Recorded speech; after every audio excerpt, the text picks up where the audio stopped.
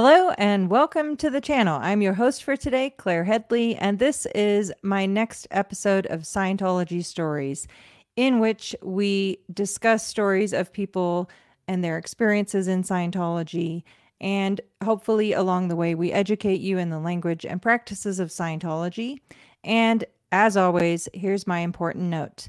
Whether you're currently in Scientology, a former Scientologist, or just curious about hearing these stories, the bottom line is Scientology does not want you to hear these. So thank you for being here. Thank you for sharing. Thank you for watching. And thank you for helping us to educate people on the true nature of Scientology. And with that, it is my great pleasure to introduce my guest for today, none other than Mirriam Francis. Thank you so much for being here, Mirriam. I really appreciate it. Thank you so much for having me on, Claire. It's an absolute pleasure. I am just so grateful for that our paths crossed and for the incredible work you do. Do you want to talk about your podcast and what you've been doing there for a moment before we dive into your story? Yes. So earlier this year, with the beginning of the Danny Masterson trial, myself and a few other women who were raised in Scientology and had childhood experiences in Scientology decided to create a podcast to talk about the issues, like as they would be brought up, like certain terms and practices that may be brought up in the trial that we could lend our own experience to and explain in real terms, like what was that like.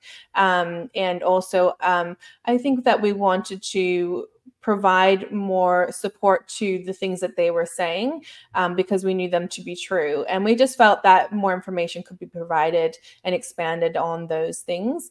And so that's what we did. So, and we did, I think, about 20 episodes covering the Danny Masterson trial and including the victim impact statements, and went to a lot of detail throughout the whole trial, and picking up all those little details and explaining those Scientology terms and experiences as we had experienced them ourselves. Yes. So that was intended to be very informative, and I think that we did achieve that. From there, what our next focus is focusing on the children's stories. So the kids who were either born into it or raised in it and did not choose it for themselves to, I think there's still so much of that that's not been heard yet. And we want to provide a platform where those people can come and tell their stories. And and it's great because they do have a lot of places where they can do that. So we'll just be another one of those places that they can come to. And so that's our next thing that we're doing, is the children's stories specifically. Amazing. Yeah, that's amazing. I've always said in this journey that my personal goal, as you know, I was also brought into the Sea organization at 4 years old. And I've always felt very strongly that the trauma of Scientology is so much more dramatic on the lives of children. As you said, they had no choice. It was never like an option to be dragged into this dangerous cult at birth or, as a young child. And the recovery journey and finding life outside of that is very, very challenging.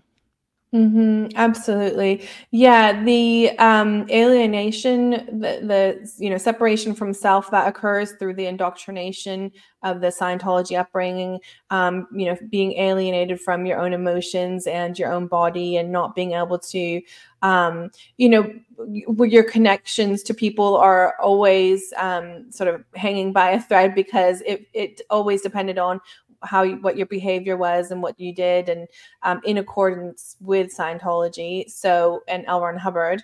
And that was the same for our parental relationships. Not experiencing unconditional love, but there was always conditions with any love that we my experience, and there wasn't a whole lot of it.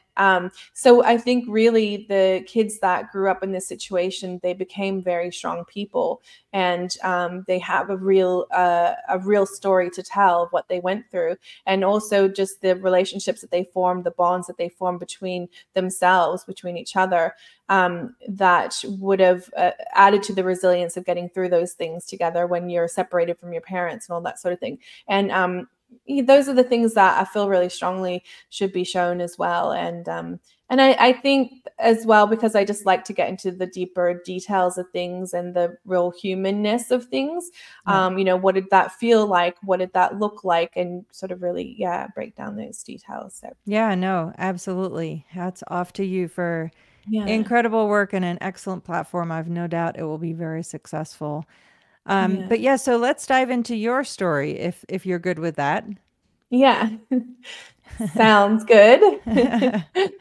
And of course, we have lots of correlations because, again, anyway, we'll hit on those crossovers. But of course, I knew your mother, and we were both at St. Hill. You and I were both at St. Hill at various different times. But where would you like to start in terms of your upbringing in Scientology? How did this all start?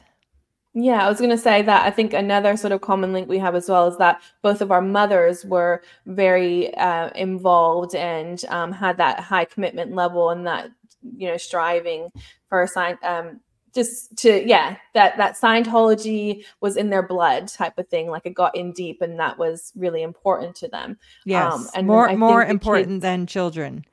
Correct. And the children just kind of got dragged along aside them. I've definitely heard that in your story with your mother being on the RPF and the separation that you experienced and stuff like that. So similarly, my mother was very gung-ho. She's described in I found a post on a message board, and it described her as being one of the most gung-ho Sea Org members, or one of the most gung-ho Scientologists that they knew. And that started off really, so my history in the Sea Org and Scientology really starts from my mother. And what had happened is that with her previous marriage, before my father, it was a very tumultuous situation. There was domestic violence, and he just led a very chaotic lifestyle. And at one stage, he dragged her to, during an altercation or during one of these situations, he grabbed her and dragged her to a psychiatric hospital and tried to have her committed involuntarily. And at that, which would have been extremely terrifying for her, and I understand that completely. What happened is that the admitting person said, no, we're not going to take her, and they denied him locking her up. And I'll give you, so going from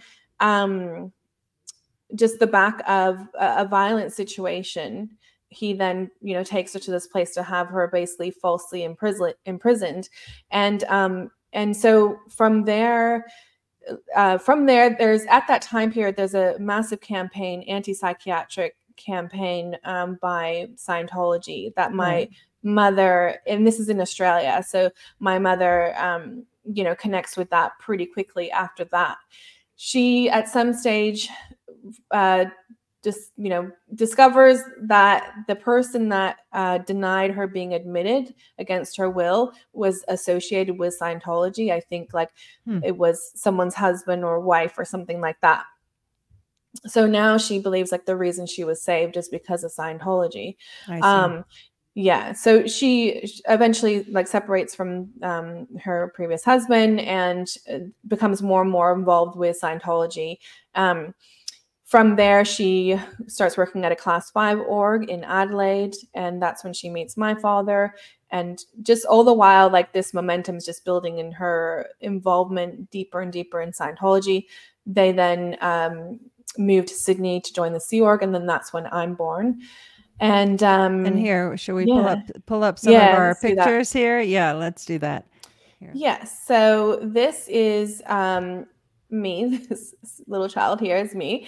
And this is at the Sydney Sea Org daycare room or whatever it was. And this is my mother. So she is in the Sea Org in Sydney at this stage. And I'm probably, like 2 years old, maybe? Yeah, A year and a barely half, 1.5. probably. Yeah, Yeah, that would less. be Yeah. my guess. Yeah. And so Yeah. you were already, she was working full time as a member Yes. of the Sea organization, and you were Mm-hmm. being cared for full time Yes. in the nursery. Full time meaning probably what, 8 o'clock in the morning until dinner. Did you have family time with her at that time or Yes, not? Okay. I saw photos of us that when we would have family time, and it was a 1 hour. I remember my mother telling me about it. 1 hour around dinner time, so I think it was just after dinner, and she would pick us up, and we'd walk down. Well, she'd put me in a pram or whatever, and head down to a nearby park. Okay. So Yeah, you'd have an hour with her at dinner and then she would go back to work until the end of yeah. the night. Yes, yes. So at this stage, the birthings in Sydney for the SEER members was at Rushcutters Bay. There was a Rushcutters Bay apartment. So we had an apartment room, and I've got, I don't know if I have the photos, but I've seen photos of us. Yeah, there. So yeah. And so were you able to at least sleep in a room with your mother, or were you Yes. okay, yeah, so that's different than what my experience was, but that's why I was asking. But okay, so nonetheless, look how young you are. I Yeah. mean, my goodness. And then Yes. yeah, I know, it's just insane. Very cute. It was very cute. Yes. Yes, you were very, Um, very cute. Precious. You yeah. deserved much more of your family's time and attention in raising you, not being handed off to. Anyway, that's. Yeah. But and then here's another picture of your mom, who is an incredibly talented artist. Yeah, so I would say this Sea Org lifestyle worked really well for my mother. She was not someone that you would consider to be good at like domestic things, and that Mhm. includes the raising of children. And although she was an incredibly talented artist, she never really had a lot of success, the success that she really should have had. And maybe that's just because her time and energy, went into Scientology a lot of the time. But Yeah. she was never like financially successful or anything like that. She struggled in that way. And yeah. And also like my mother, this is crazy, but my mother has never cooked me a meal in my entire life. Wow. She's just not like, and so a Sea Org, having her babies in the Sea Org, it just worked really, really well for her because she didn't have to worry about any of those basic things. And she could just dedicate herself to. Now at this stage, when she's working in Sydney in the Sea Org, she's not there as an artist, and also her role at the Adelaide org was not as an artist. And at some stage she was an executive director, she was an ED, I think, at that Adelaide class 5 org. I don't Wow. know So specifically. so basically CEO equivalent. Right. She ran Yeah. that organization. Wow. That's So yeah, I think she ran that organization basically just off the steam of her own energy and passion for Scientology and L. Ron Hubbard, and that psychiatry thing, because that was always a driving force for her. So and also she also got involved in the Guardian's office. So for quite a while, and the Guardian's office involvement started pretty early on. There's stories of her going undercover into psychiatric wards, and she had the child that she had with her from her previous marriage, she would take along. And at one stage, he actually got locked up in one of the rooms there because she just forgot that she had her child with her, and my they got goodness. separated. Yeah, this is what I'm saying. So some understanding about my mother is that she's been described as her sisters as being tunnel vision. So she is very narrow in her focus, and can get really caught up in whatever it is that she's doing. Now, as an artist, that's a great quality, but it's not a great quality as a parent. No. Especially, yeah. So sorry, right. just so I understand. So and of course, Yes. Guardian's office is the precursor for Office of Special Affairs, the spy wing of Scientology that was responsible for the largest infiltration of the US government in its history. So your mother was working for the Australian branch of the Guardian's office. And so how old was her child that went with her? The first child, okay, so he, as I understand it, he was 13 years old when she took him through the psychiatric ward. So, and this is before I was born. This is a couple years before I was born at this stage. So yeah, he was 13. So she does, I guess she did a tour of it. I'm not sure the circumstances, like, you know, they'd have to like let you in. They were taking her around the different rooms and stuff. And just at one stage, they passed through a room and he was left there and she continued on. And didn't realize it for a while. Like he retold this story to me and he was still, you know, this is sad. My brother, who is my half brother, I reconnected up with him in coming back to Australia, and also even still was part of why I wanted to leave, was to have a family experience and also to come back to Australia. And one of those relationships that was very important for me was this relationship with my half brother. And because I met him at my grandmother's funeral while I was still in the Sea Org, and that opened the door. That was when I first met some relatives, and I was like, oh, I can get out. There's a way out of here. And I really wanted to come back to Australia. So Steve and I, my half brother, we've had many conversations because even though he's much older than me and he was a fully grown man, he still had so much pain and like was so tormented by this past that he would share these things with me. And he told me a lot of stories. And this is one of the stories that he told me. So following on from that, it was very traumatizing for him to be locked up in a room with mentally ill people. I can only imagine, and not to negate the fact either that your mother was preyed on and brought into Scientology as a result of her own traumatic experience with psychiatry. So no doubt she had imparted that to him. I can only imagine. And then he was present. The thing is, he was present during those early traumatic experiences. He was a 4-year-old child while all this domestic violence was going on. And when the husband grabbed her and took her where was the 4-year-old child? Because, this is the scenario. This is what my mother has told me. In this, there's a lot more to the story, but in this scenario is what's happening immediately before she gets taken to the psychiatric ward is they have, I don't know how to tell the whole story without telling all the story. So I'm going to tell you the whole story.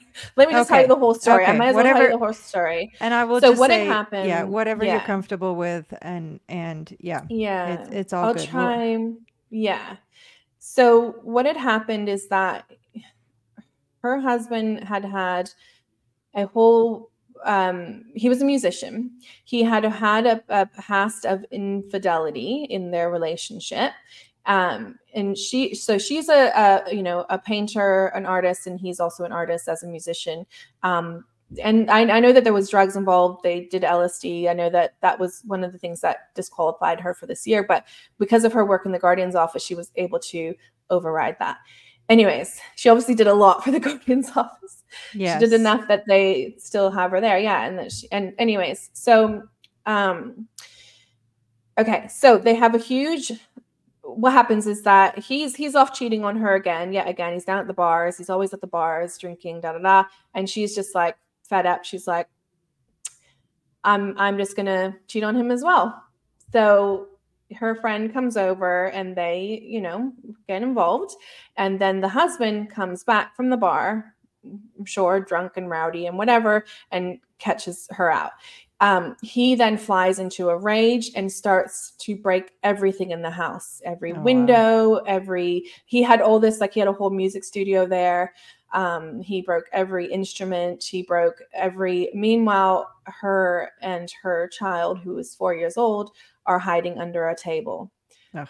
I'm explaining this scenario because I want people to understand the amount of trauma that my mother went through. And there's also other stuff in her past. This is a precursor for her then with this psychiatric situation, and this whole leap into Scientology, and to understand why she's so steadfast in what she's doing today. Right. Yeah. She came from an extremely traumatic situation. Okay, so he proceeds to break everything in the house, and they're hiding under the table. Then he grabs her and drags her to this hospital. Now, I didn't ask her at the time. I assumed, I didn't actually think to ask, like, where was Steve? But I'm guessing Steve would have been in the car with them. He would have been with them. He would have just grabbed both of them. Right. So all that's to say is that, you know, Steve did go through a lot of this stuff with her. So then on from that, she's with the separation, and then she's like a struggling artist and isn't sort of doing well financially, but she's becoming more and more focused on Scientology, and Steve's being just dragged around the whole time. So by the time so now we'll skip forward a bit. So now you understand what happened to her. Very much so. And why she would be so you know, just so steadfast and so yeah, I guess. So fast forward a little bit. We're in Sydney now. I've been born into the Sea Org, and Steve has gone to Sydney with her, and he's now 15, and he's gone into the Sea Org. Okay. He's probably early 15, like just kind of turned. And because she's doing the Sea Org, and so now he's in the Sea Org, but he's not there long. He ends up on the RPF, and then he ends up leaving. He goes to live with our grandparents in Adelaide. Okay. So from there, she then has 3 Sea Org babies. My brother, that's just a little bit older than me, he was born in Adelaide just right before they moved to Sydney. I see. So we're very close in age. So at that time, yeah, we're still really little. Then she has her 3rd baby, and yeah, we're all Sea Org babies. And then we can move on to the next one.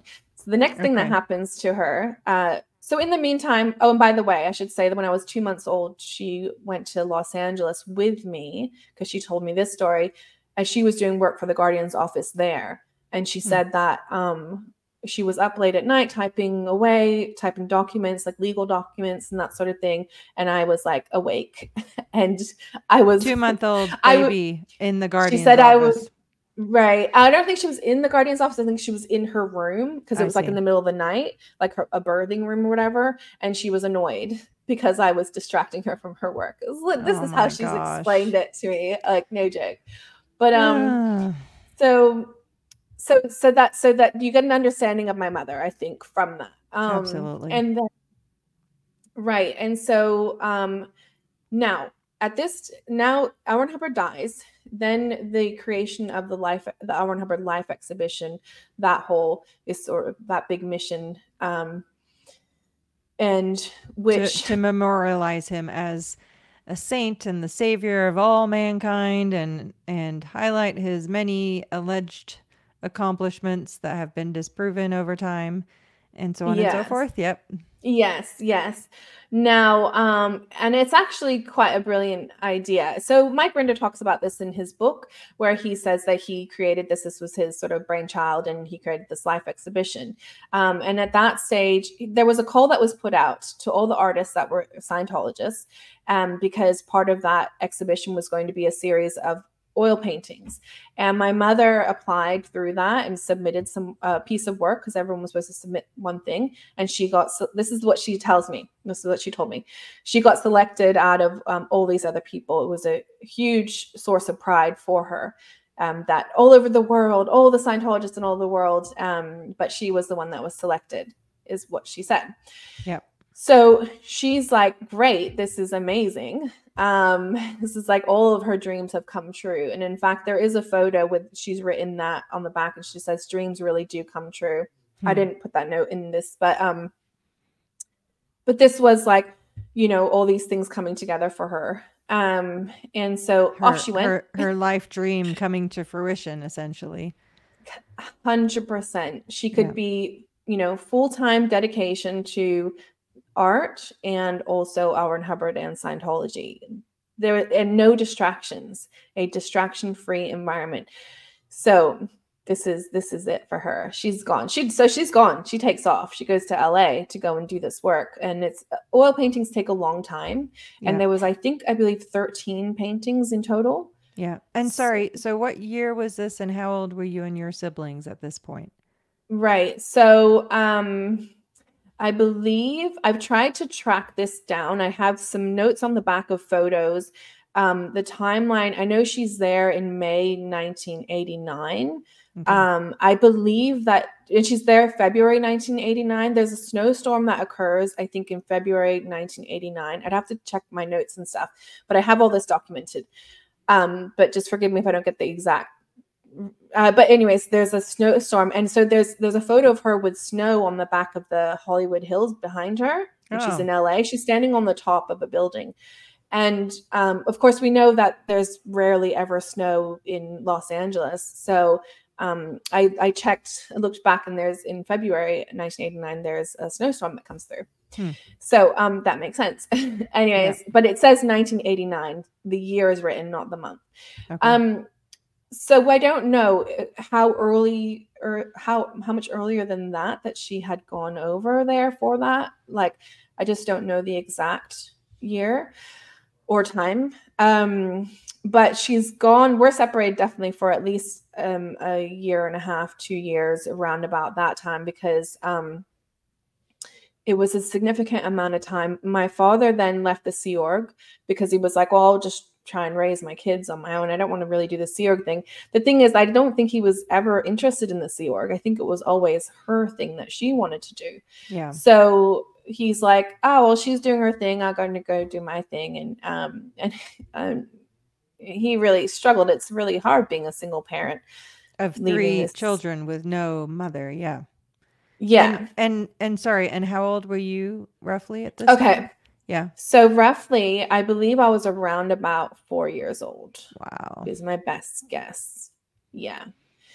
Which means, so my youngest brother was around 1 year old.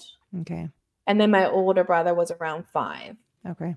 And looking at the photos and different dates and stuff like that, I think that works out to be the timing. Like, I remember, so then what happens is, because it's such a long period of time when you're so young, I didn't have any memories of her. So by the time, like, all I remember was just like my dad and my brothers. And I remember my youngest brother, I remember teaching him how to like say words, his first words and stuff like that, like cat and dog and car and stuff like that. Mm-hmm. So yeah, so that's about 1.5 years to 2 years goes by. Well, let's say about 1.5 years goes by. Then she calls, there's a phone call, and she says, apparently, she gives him some kind of ultimatum, like, you're either, what did she say? Like, basically, you either come here and join the Sea Org in LA, or that's it. Like, it's all over and done with, and then we'll just go, like, fully separate and whatever. So he decided he wanted to keep his family together. So and then it took some months to, obviously had to get the money together for the flights, and he had to like get rid of all of our belongings and all this sort of thing. So I remember seeing that process kind of take place. Yeah. And, kind of wondering what's happening. And then, but also, like, he was like, oh, we're going to go and live with your mom, and we're going to go and your mom. And, I was like, oh, that's, we were kids, like, oh, you're going to go and see your mom. So you're like excited. But then I was like, I don't know I started to worry because I'm like, I don't know what she looks like. Like, I don't know. I couldn't envision her. Like, I'm like, oh, I'm going to go and see her at the airport. I understood that part. I'm going to go on a big plane, and then and then she's going to greet us. But then I was like, oh, but I'm not going to be able to recognize her. And I started to worry about that. So, like, in these months that my dad's preparing for us to move and getting rid of our things and stuff like that, I'm just worrying, like, I don't know, I'm not going to recognize her. That's weird. I knew that was weird for a kid to not know their mother. I'm like, is someone going to know that I'm a strange child, that I don't know my own mother? Like, it really worried me. So understandably, that's just, yeah. So then we arrive so we did arrive. This is 1990, September 1990, we arrive. Okay. And I've just turned 6. at this stage. So then she greets us at the airport, and I am relieved because I see her, but it's obvious that it's her because she's like, my children. It's like so dramatic. Like she falls to her knees and like holds her arms out, and we all run forward, and she wraps us up in a big hug, and I'm like, okay, great. I'm really happy now. I'm like, okay, great. Like, I know who my mother is. That's good. It's a good thing. And everything's going to be okay now. Everything's going to be good.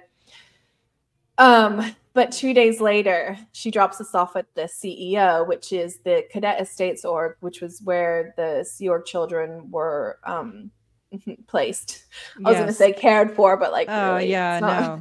All right. So we arrive in LA, and then she places us in the CEO 2 days later, which is the Cadet Estates Org, which is where the Sea Org children were placed. So there's over 100 kids just running around, all really little kids, and it varied.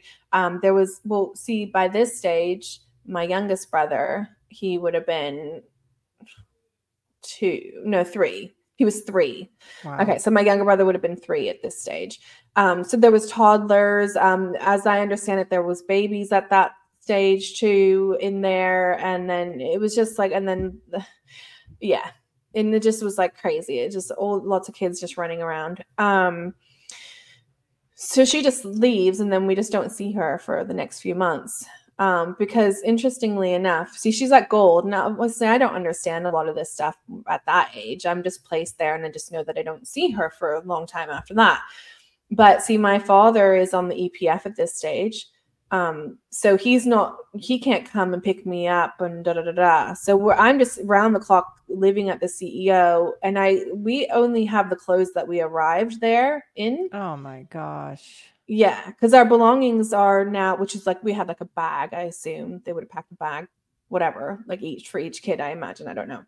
But we had some clothes, and that was back at the Anthony building, which was where the birthings were. Well, we were just placed into the CEO, and you would sleep on cots. They were these canvas cots, like green color, just aluminum or metal structure. Anyway, it's just really basic, and like a blanket. And then so my dad's on the EPF, however long that takes. Usually it's a couple months. Right. My mother at that stage, she's at Gold. And so you guys go like 2 hours away. 2 hours drive away from where you're physically located. Yeah, and you guys are going through a base-wide like shutdown at that time, because as I understand, I heard your husband talk about this. It was between like September, October, November, was up to like Thanksgiving or around that time in 1990. There was a whole base-wide lower conditions. Is that right? Yes. So that was actually before I arrived to that property. But yes, Mark was there, and there was a massive flood in August 1990 that flooded David Miscavige's birthing and everything else. And so yes, there was a massive. Everyone was in lower conditions and deemed out ethics, and there was punishments, and very strict rules were implemented, even more strict than normal for that period. So yes, it was at least 2 or 3 months. There was James Byrne and Greg Wilhare were running extreme like martial law is what they called it. I mean, I'm sure that's a joke to actual martial law, but Sea Org standards, that's what they were doing. So yes, she would not have been allowed to leave the property at all during that time. Yeah. So simply, she was literally allowed to go to LAX to like basically pick us up. We were in LA for 2 days and then gone. Obviously, once she goes back to that base, she's then not allowed out after that. Absolutely. So yeah. And it's crazy. So it's like a natural event. There's a flood, but no, that must be because you guys are out ethics. Is that right? Like, so, yep. I mean, that's it defies all logic when you break it down. It's crazy. Yeah. And meanwhile, you're like 6 and your brother is 3 and your other sibling is 7. Yep. I mean, my goodness. Yes. And you'd already not seen her for almost 2 years. Yes. Ugh, yeah. It's insanity. So then it's like, both like, so we're just in there. We don't have answers to any questions. Like, what are we doing here? What is our life like? What is, it's just like it's so, I can't even to describe the scene of chaos at this place that we entered into as little kids. So the shower was all group shower, like all girls. So you imagine it's just like 50 girls, all varying ages, like little kids, all showering together. Like it's chaos. It's just chaos. And then the boys came. Like I just remember that first shower time was very like, I was just like it was like, yeah, very eye opening of like what's happening. And then the boys, they were like banging on the doors, like they were busting to come in. And anyway, it just was like, it was so crazy. So yeah. So I remember that time very clearly, and then just not understanding like what's supposed to happen. So anyways, then then you adjust, and then that becomes your new normal. So that became my new normal, and kids are very resilient, and I adjusted, and then that was my life. So that's the early childhood. We then later, a little bit later on after that, we moved to the ATA, which is just another building or another location, the Apollo Training Academy. It's just another place in Los Angeles, which they had the kids at. This is now the time period about when I'm 7 years old is when my Scientology indoctrination really begins. I start learning about the tone scale, start learning about L. Ron Hubbard. I start learning about L. Ron Hubbard through the life exhibition. Here's the irony, right? Because now we start being toured through this life exhibition on like a weekly basis, like a really, I probably went through there 100 times. Really? But the exciting thing for me was that, the exciting thing for me was that I got to see my mother's paintings. So still at this time, I'm rarely seeing, this is after the conditions have been lifted at Gold. So I see her from time to time, but it's very, very rare. And for some reason or other, she goes away on missions.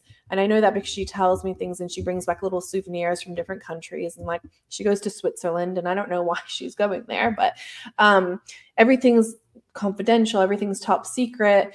And including the location where the base is at Gold is confidential. So that's as I'm growing up, that's what I understand where she is she's at a top secret confidential location. Yeah, and you're not allowed to know where your mother is or when you'll next see her, for that matter.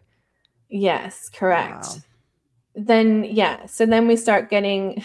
But I think she's amazing though. I think like she's just like this kind of Scientology superhero going on missions. Like it sounded so exciting, and everything was confidential. And like, that's what I'm saying. Like as a kid, I was like, oh wow, she must be so important. She must be doing amazing things. And I just really, she was a hero in my eyes for sure. And I barely knew her.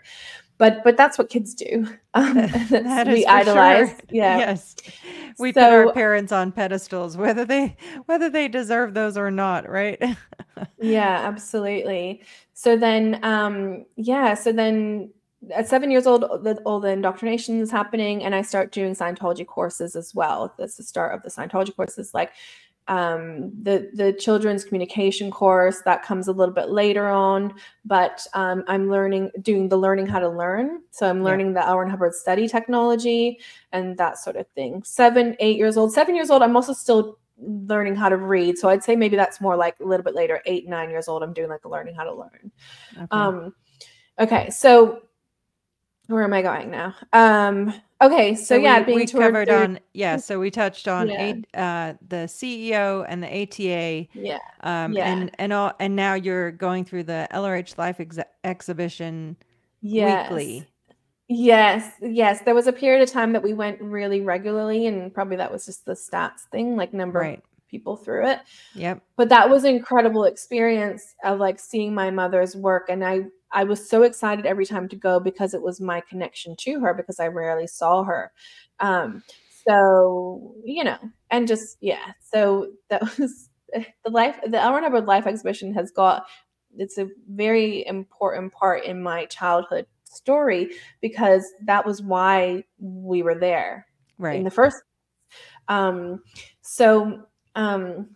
So anyways, yeah. And also just like, yeah, my mother's work being displayed, and it's still there on display. So from there, yeah, we're at the ATA for a while. And then when I'm 11 years old, we moved to the ranch. Okay. And You want we've me to got some pull in the photos of that. pictures? Yes, let's do this here. Okay, here we go. So it's the Canyon Oaks Ranch, and it's in Santa Clarita, Saugus, it's around the area. Yeah, and this was great actually, because the ranch compared to LA, like LA was where we were was not a good area. It was a terrible, terrible area, especially for children. And like the ATA is, well, even like the CEO, like just everything was just like too crowded, overcrowded with children, and just no nature. Like the ATA is just literally just a cement block with like blue tarp. Yeah. And that was it. And yeah, blue tarp fence. And yeah, it just was not a great place for a kid. But going to the Canyon Oaks Ranch, the Pack Ranch, was now you had like fresh air and you had space to run around, and yeah, like it just was a better situation. Better. In Yeah. comparison. Yeah. Mm-hmm. And so how far is Canyon Oaks Ranch from Yeah. the Pack buildings, the big blue buildings in Los Angeles? I'm actually not certain. I think it's like an hour and a half to 2 Yeah. hours. That I want makes to say sense. roughly. Yeah. Yeah. Yeah. Okay. And then shall we just run through these pictures here Right. as you So tell? this photo, okay, so what had happened at this time, so kids had moved up to the ranch before me. I was in one of the sort of, I don't know, maybe like the last 50 or 60 kids or whatever before the young kids came up. But yeah, so there was already a bunch of kids up at the ranch at this stage. I had gone to the ranch prior to that during the LA riots. They had brought up all the kids from LA, and we'd stay there for a couple weeks to get us out of harm's way. And this particular time, I'm still at the ATA, but Doug Fionica, who is the new cadet coordinator in charge of all the cadets at the ranch, he's very like a militaristic. And he had this obstacle course built at the ranch. Here you can see like there's the berm, and then in the background you can see the climbing thing and all that. But anyways, he came to LA to the ATA to like whip the kids into shape. And so he'd started doing like exercises and like drills and stuff like that to prepare us to go to the ranch. Like, get used to it. This is what's going to be what your future is going to be like. And so one of the things, I think they did this on 2 days, but definitely this is one of the days, they took us to the ranch to run us through the obstacle course. That was the reason why. And we were all told, and I think we did other work while we were there, but we were all told that we had to wear pants. So you see all the kids are wearing like jeans and pants in here. Yeah. And so, yeah, so the first thing we did was we were taken up to the obstacle course to run up. And I think this is me on the top of the berm with the white t-shirt and the jeans. Okay. And having a little struggle to get out there. It was hard. Unbelievable.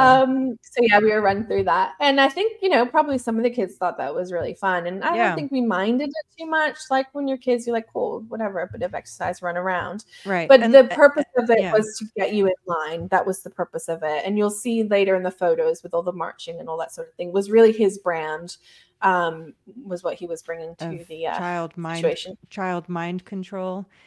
Yeah. Unbelievable. Yeah, we'll run through these here and then you can fill in the holes along the way. Yeah. So this is Doug Fionica here on the right. Now, this photo was taken for, I believe it was the Cadet Times newsletter. There are also other photos that were taken for compliance reports. So it's kind of really funny that we now have all these photos of like, you're like, very strange things, but they were documented by the staff, basically, and by the cadets to show that they were doing the right thing for what aligning with the purposes of the Sea Org and stuff like that. Yeah. I don't know what's going on here, but basically, yeah, they're just holding a plank of wood. But the idea is you're working as a team, and they're getting us in line, and they're training us to be future Sea Org members, basically. Yeah. And this is just like an example of like a typical day. This is the patio outside the dining hall, and we would muster here every day. Sometimes the muster location would be in a different spot, but this is kind of a very routine type of situation there. And so you've got, Sorry, do you know who the person is running that there? Is that That would be another cadet. I'm not that's sure what who I that thought. is though. Not an Yeah. adult. Non-adult. So Yeah. yeah, exactly. That's a really great point that you raise. There was an organization board for the children. So the children were run as a organization based on like how the Sea organization is set up, based on L. Ron Hubbard policies and flag orders and stuff like that. So everyone has a position, everyone holds a post, a job, and then there's like an echelon, a hierarchy of command and that sort of thing that you would. So they're like, if you wanted to get some time off, if you wanted to get a day off, like let's say your parent had a day off and they're like, on Sunday, I'm having a libs day, let's get the day off together. You would have to do a CSW, which is completed staff work, to submit to your seniors to say, this is the work that I've done, this is the situation, I want to take this time off, and I'm proposing that if I'll get all this extra work done, and so that it won't be a problem. And then the kids who are your seniors, they can say yes or no to that. Yes. I had many of those experiences. And I also remember in Catherine Spolino's book, which is amazing, A Bad Cadet, she talks about that she did one of those completed staff work proposals to be able to spend a day with her parents, and it was disapproved. Yes. So it's not even a guarantee in this situation that you were in, that if you asked for a day off, that you would be granted it. Absolutely not. So you had to have your stats up, and you had to not be in any lower conditions, which like I often found myself in some kind of ethics trouble. And so your stats have to be up. So your production has to be higher than the week before. And then even if you do those things, it's going to be a matter of opinion, kind of like whether did you displease any of those people that need to sign off. And in Catherine's situation, that was the scenario. So The Bad Cadet by Catherine Spolino has some really great, like, detailed anecdote type stories in there that really are great examples of the things that would happen all the time. Of course, because when you're writing a book, you just kind of have to like pick an example here and there. You can't write all the times that happened. But what I'm trying to say is that was routine. That was the life that we were living. Right. Yeah. Absolutely. Yeah. Oh my goodness. Okay, here we go. So this is also very routine work. What they're doing is creating fire breaks. So they're clearing the brush from the property, from around the property, clearing the weeds and stuff like that, so to reduce fire hazards. Behind them is the galley, which is like the main kitchen, the big kitchen, and then the dining hall where you'd eat. And also next to that is ISO, which is where the sick kids would be put, where you can see that window on the right-hand side. Yes. So if you were sick, you'd get put in there. As in isolation. Yes. So again, in Catherine Spolino's book, The Bad Cadet, there's a really, it's one of the stories in there that I really love, because I think it just shows a lot of nuances in the experience. But that situation takes place in that location. So that's that's what that looks like. Yeah. And so that was just a regular routine. Now there was a post called, I think, Expediter. Yep. So anyone, basically, if you didn't have like a real job, they would just call you an expediter. And then that basically meant you would just do manual labor or just whatever random things. Like you could be dispatched to any different area of the organization to expedite something that needed to be done. Thus the name Expediter. That was my understanding anyway. Yeah, you could be like basically put on anything. But then there's also, I think I'm trying to remember if they had a specific job for this. But anyway, but there was also just like where everyone just had to do stuff like this. Oh, like all hands. All hands, yeah.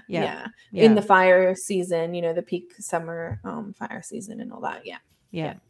Okay.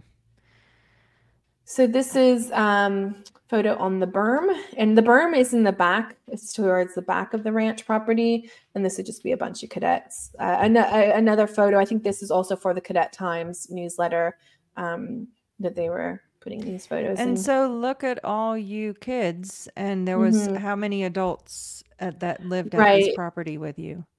So this is actually a really reduced amount of kids, because at this stage, a lot of the kids, I think I've already joined the Sea Org Okay. at this stage. At the time period, yeah. So I'm pretty sure. I'm pretty sure these are the kids that are left behind after a bunch of us have gone So it into the had Sea even Org. been more than this in Oh yeah, previous. yeah. Wow. Mm-hmm. And so Yeah. there was Doug Fiondica. Was there a handful of other adults there at the property as well? Yes, there was a handful of other adults, and I don't know who was left exact. It averaged around like 5 adults per like 150 kids was kind of the ratio throughout the whole thing. Yeah. Wow. Yeah. That's We just had kind of like people that came and go, or people that were there for a couple of years or whatever. And then there was the ones that were just there for like our entire childhood. Like we had dorm moms that we basically grew up with. And a dorm mom is like back at the Anthony building in LA. When we were going to the ATA, it was just like one adult per dormitory. So a bunch of kids, and then like they're like your dorm mom. They're like your pretend mom. Which not a mother in any kind of sense of the word, no. but these were not awful people, the lot Right. of them, like so Heather Swaney and Nancy Zudeweg, for example, I've got really fond memories of them, and I also have memories like I was a bit of a brat. Like, anyways, it's a mixture. I think that some Look of at the them situation you were in. You were an absolute angel. That's my take on that as a mom of 3 kids. Like I can't, and obviously, yes, I had very yeah. similar experiences, so I understand. But I think it's really hard just seeing these pictures in retrospect as a mom going, this is just, I mean, this is not a healthy environment for a child to Mm. grow up in under any circumstances. No, not at all. But the thing is, like, my personality, like I was a bit rambunctious, and but then what I was being taught was that I was bad. I Right. was bad if I was out of line. I was bad. I was out ethics. I had knowledge reports written on me. So that was what was being really ingrained in my head, and I needed to conform. And follow our Hubbard and follow Scientology, and anything outside of that was not good. And And so, yeah. and let me just pause to say I am so grateful you're here and that you got out. Just thank you. Yes. Yes, Yeah. definitely. Yeah. I know I'm very grateful. And there's a lot. So the thing is as well, the thing that really got us through is the bonds and the friendships and the relationships that we formed amongst each other. And not all of that was, I'm not saying it was like some kind of happy No. it's not a great situation that we were in. Right. But kids, the thing about kids is that we're going to try and find our silver linings when we can. Yeah. We will try and find something to be joyful for. I think for me, that was kind of like raising a bit of hell every now and then, kind of was like a bit of fun. And so, yeah, like because you weren't allowed to pursue anything else. So, for example, like I liked drawing and I liked writing, but we weren't allowed to do anything creatively. Like there wasn't any schedule that was set. That's not in the schedule. That's a good Yes. point. Like it wasn't in the schedule. It's not included in the curriculum. So you were only being given a basic education that would be just enough for you to become a Sea Org member. And that's Right. what it was geared towards. You needed to learn to read and write to the up to a standard where you could do Scientology. Right. Not And not to perform. pursue your dreams or your goals or anything else, but just Yeah. to become a cog in the Scientology machine. Yeah, Yeah. absolutely. And so you don't have any purpose for education. It's like, well, why do we need to, you don't have there's no need for it. So while I wanted to pursue other things, there was just no other option. There's nothing available. So that back to that picture, we'll go back to Yep. that one. Yep. Yeah, so that's Doug Fionica again standing there by the tree, and then you've got all these kids marching. So he was doing marching drills, and I remember that day he was basically just getting us to march up and down the property for like hours. And I believe this is me. I had short hair at the time, the blue shirt in the back there, back right. Anyways, this is right before I joined the Sea Org. Okay. And yeah, so he just had us marching. It was just marching, endless marching, and it was just for the purpose of making us whatever, make what you want from condition that, you to follow orders exactly. That's right. Yeah. So yeah, marching drills, and we did a lot of that throughout the whole ranch experience. Yeah. And what year was this now? Roughly? So this would be 1998. Okay. Yeah. And so 1995 to 1998, we would do these same drills at INT, which is why I was asking that, because you know how things were, the programs would just filter down and everybody's going to do those things. But so there were hours and hours of the same drills with the Sea Org members at the base. Obviously, this is a very different scenario with all ages of children doing this in the middle of the desert. Well, that's really interesting. Yeah, because I arrived at the ranch in 1996. Yeah. So, and before that, at the ATA, where they were starting to do, he was doing that prep with us, getting us to march, getting us to do these things.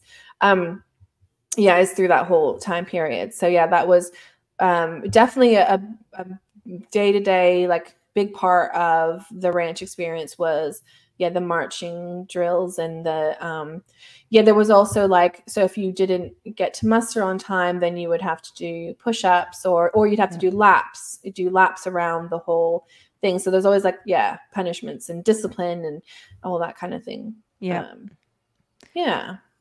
All right. And what have we here?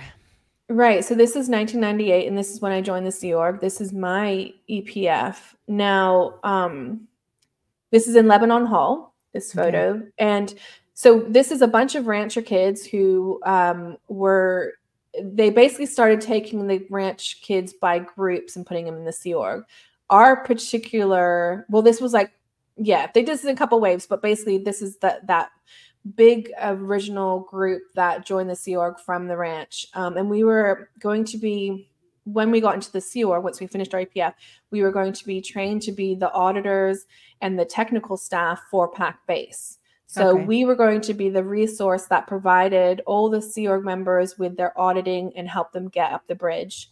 Some of us might be CSs or maybe supervisors, like we might be in different technical roles, but that was the aim of it. Primarily, we were going to be auditors. That was the main thing.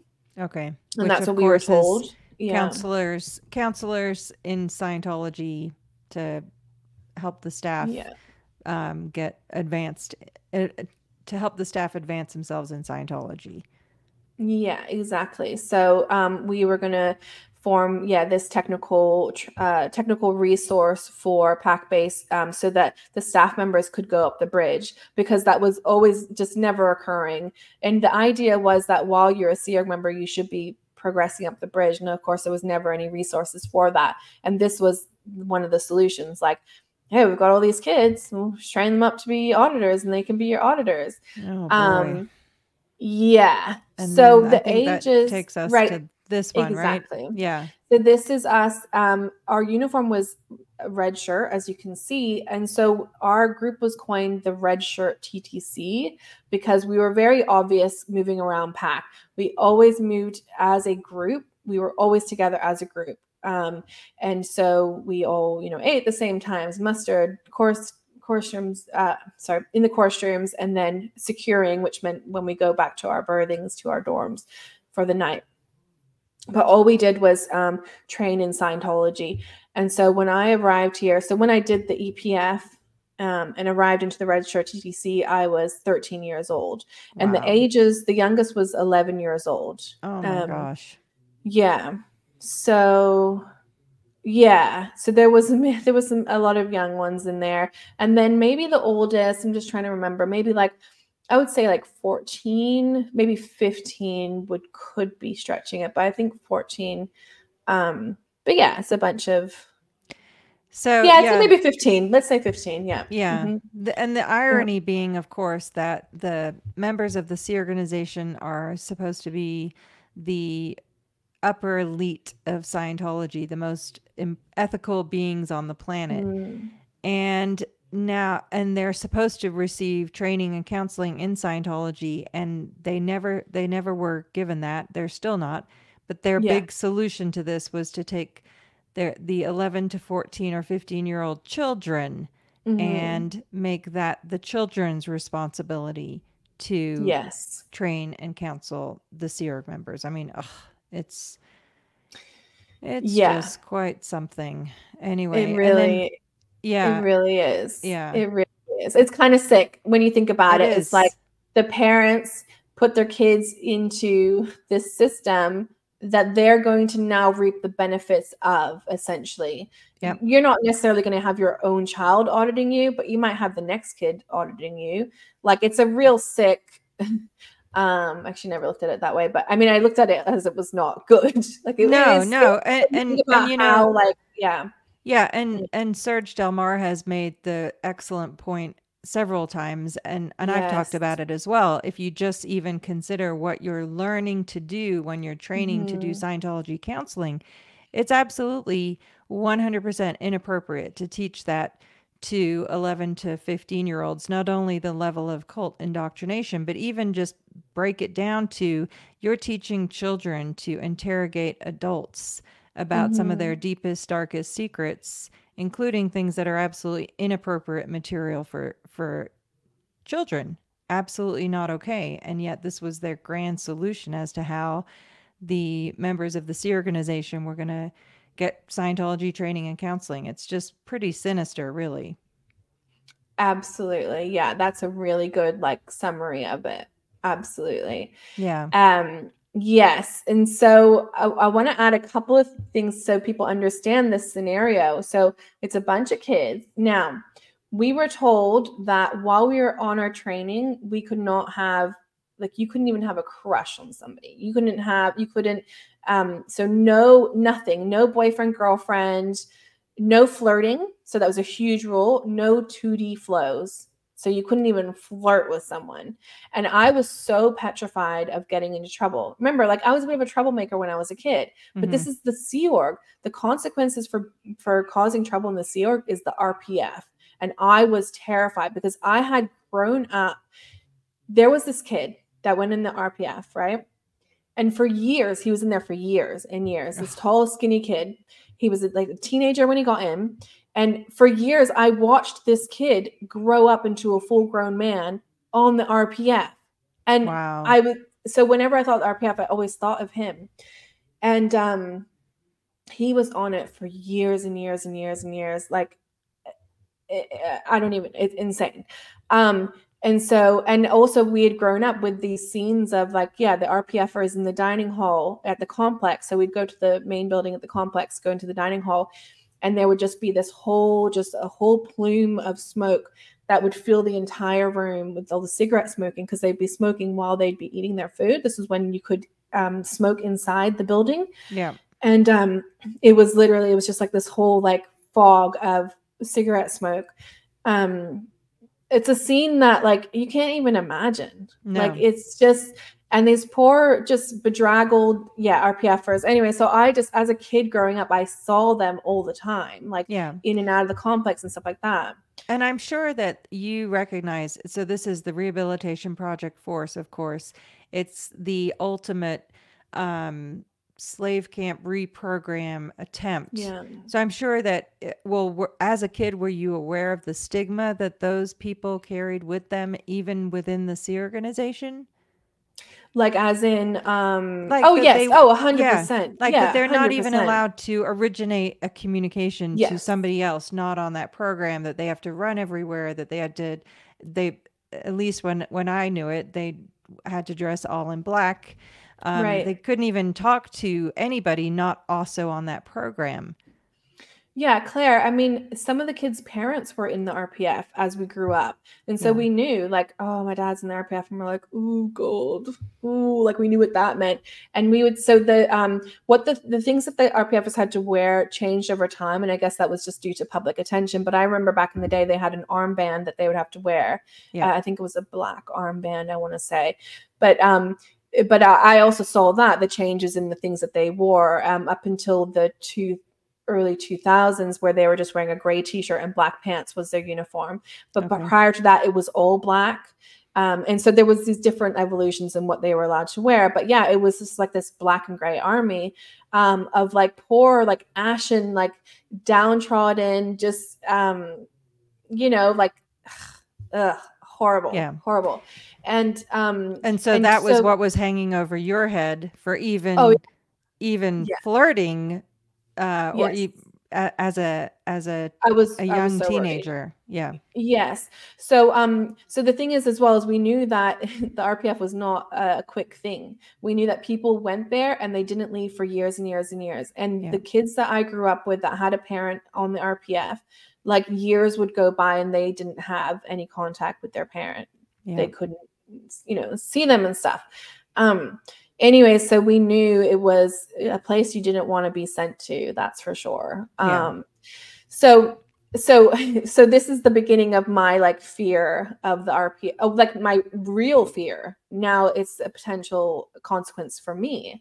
Now, going back a little bit, when I was at the ranch, they came up with a thing called the Ethics and Correction Group. And I was in the first of that group, the ECG, as they called it.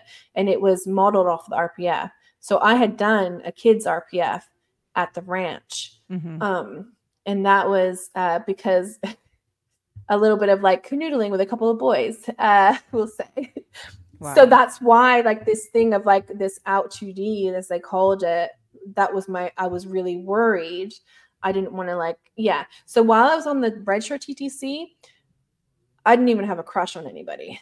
I was like so worried about it. You were Can't terrified. even tell you. I didn't even like look twice. I didn't dare flirt. It was definitely a huge concern for me. And then the other thing is that, it's a bunch of teenagers. So there was also a lot of there was a huge thing about masturbation at this time too. And so I didn't dare do that.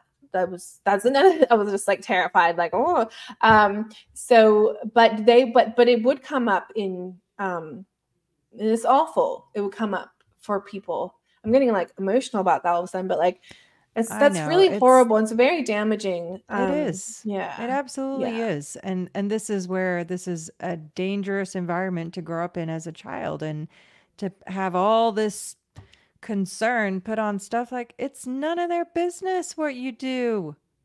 Yeah. And to be made to feel so awful about it. So then, and then there's like, they would get ethics handlings and it would be spoken about like, oh, I didn't know names of like who exactly, but it'd be like, oh, someone's been, like found out to be like, anyways, what it's that whole pressure and stuff. I do. So we were in this program for nearly 2 years. And at the end of that, they decided to disperse us out into different organizations. And we had reached varying levels of technical training, where some of us were auditors and some of us weren't. And this was something that I struggled with. So I got as far as the upper indoc TRs. Okay. So it's like I was like struggling with Scientology. Like I couldn't assimilate it. And what was happening for me is like, I got stuck on the Pro TRs course for a long time. I got stuck on the TR0 for a year. And I'm not even joking you. And so that, of course, just for context for anyone listening that has no idea what we're talking about, TR0 is you literally are sitting in a chair with your eyes open in front of another person, like 2-3 feet away from you in another chair. And you cannot pass this until you can do this for 2 hours flawlessly. And you were doing this for a year. Did it for a year. Wow. Now, in amongst that, So I wasn't like sitting in that chair straight for a year. But what would happen is that I would go and sit in the chair across from my twin, and then I would be going unconscious. The term in Scientology that L. Ron Hubbard coined is anatin, and that means going unconscious. So I would sit there and I'd just be like, after a few minutes, I would just be like I'd go on the nod, basically. Yeah. Start nodding out. Yeah. And anatin is analytical attenuation. I don't know if you remember that. Oh, yeah, true. Yeah. So it was basically like, just being forced to like sit there, and like you'd start hallucinating sometimes, and like their face would just start changing and morphing, and like it was just a strange, and people got through it somehow or another, but I couldn't. But you know what? You say that, you remind me, I had the exact same thing doing it when I was a kid. Like the morphing and the like, just like their eyes bizarre. become like holes, and like it just, yes. I've heard other people talk about this too. And I was like, oh, holy shit. Like I remember just sitting there. Yeah. Cause you're sitting there just like for hours on end, and it's just a crazy experience. But in amongst that, because I couldn't get through it, they were like, oh, they told me put me on some kind of handling. So I was like, they put me on the e-meter. They were trying to find my overts and withholds. They were trying to, then I would like be in a room writing my transgressions of like, but what? I wasn't doing anything. I was literally with other people all the time. I never had any, not a private moment. And, no, I didn't have a private moment in here either, because, and I was like psychologically, I was spinning, like it was not a good, it was very unhealthy. I started to struggle mentally a lot. And, it was a crazy time. So nearly 2 years in that system of just like, some people did better than me. I didn't do well in that situation at all. Yeah. And before we move off this picture, do you want to explain what's going on here? We talked about this before, but we should touch on it because... Yes, this is Chinese schooling. So what we would do is someone would hold up a board that has lines on there. That's L. Ron Hubbard's writings. And you would have to learn it verbatim. So we're all saying it back, but we have to say it back in tone 40, which means with intention. And, get that intention across the room. So, and it has to be in unison, sharp. And, that we were trained to say these things back. Yeah. Over and over and over again, unfortunately. Yeah. So this is my first Sea Org day. I'm 13 years old, and that's me with my brother. He's not yet turned 14. That's how close we are in age. And so, we're both 13 here, actually. Wow. Let me think. Yeah. So this is our first Sea Org day. We're swampers. Actually, this night I become PO3, Petty Officer 3rd Class, because this is again, we're all in the red shirt TTC. You can see this kid in the background here is very short. That's a little kid. He's also on the TTC with us. And so and they're also wearing the swamper. So we've all arrived, did the EPF at the same time, all arrived in the Sea Org at the same time. And so, they wanted to, I can't remember, was it our first Sea Org day that we got promoted? I think it was, because I think they wanted to, you see, we had to have some kind of presence amongst the Sea Org members. They had to start developing the ethics presence or whatever, the, auditor presence. So they had to give us some kind of like ranking type thing. Wow. I think it happened on our first Sea Org day. Yeah. Yeah. Oh my goodness. And so how did you end up, well, actually, before we do that, we're already an hour and 15 minutes in. Will you be okay if we conclude at a certain point coming up here, and then we'll do part 2 of how you got out and everything that's happened since? Okay. Yeah. Awesome. Yeah. Sounds good. Okay. And so, where would you like, what's a good ending point for today, do you think? I mean, this might even be a good ending point. Okay. I'm just trying to think. We don't have any other photos after this, do we? Nope. We covered all the photos. Yeah. All right, cool. Yeah, and I can even like come back maybe with some other photos. I can have a look of the Awesome. later part. Yeah, because this is sort of the time period. Well, I'll just say, let me just to lead it, I guess. Yeah, so this time period, I'm really trying my best to conform to the Sea Org, and I'm obviously going, and I'm also struggling with that clearly, as you Yeah. can see in my training and stuff like that. And I'm struggling mentally, and but also trying to conform. So it's a real time of like inner turmoil and a very introverted time. I'm very much in my head and trying to, why are other people, why can they do it and I can't? How come they can pass this drill and all that sort of thing? Eventually I do pass this TR0 because the supervisor shows me this Our Hubbard bulletin, and it says there's like this phenomena when you overrun something. And so she was like, oh, do you think that you've overrun this? And I was like, oh yeah, I think that is.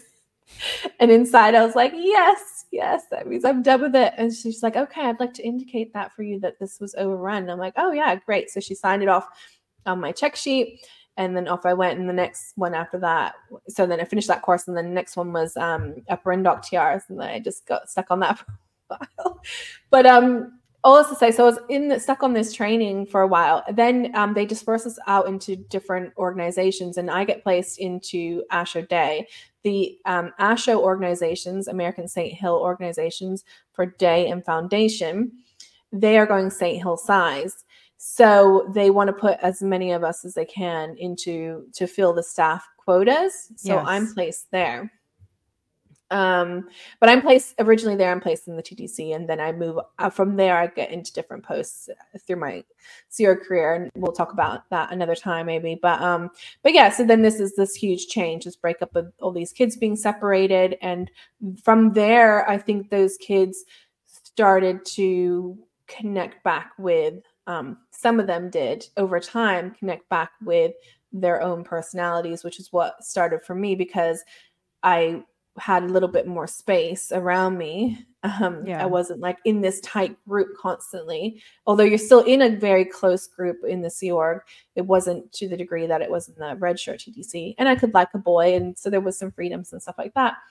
And then from there, I started to get myself into trouble again. So we can talk about that. Yes, well, let's talk about that in part 2. And also, I'm dying to hear your journey out and how you're doing today, of course. And yeah, and thank you so much for just taking the time to. I think I am completely with you. It is so important to shine a very bright light on the actual.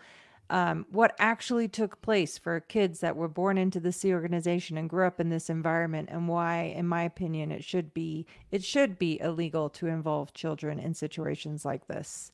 Yeah, absolutely. I agree. And that's a huge thing for me is like, I don't want this to have happened and then it just gets thrown under the rug. And there was a huge risk of that. I was aware of that for quite a while, and there was a need for those stories to come out, and they have like in different ways. But I just want to continue that momentum. That I think that I want people to remember what the experience of the kids was like. Yeah, Yes. that's important. Absolutely. Well, thank you so very much for your strength, your courage, your voice, and I will very much look forward to part 2. All right, awesome. Sounds good. Thanks so much, Claire. Thank you.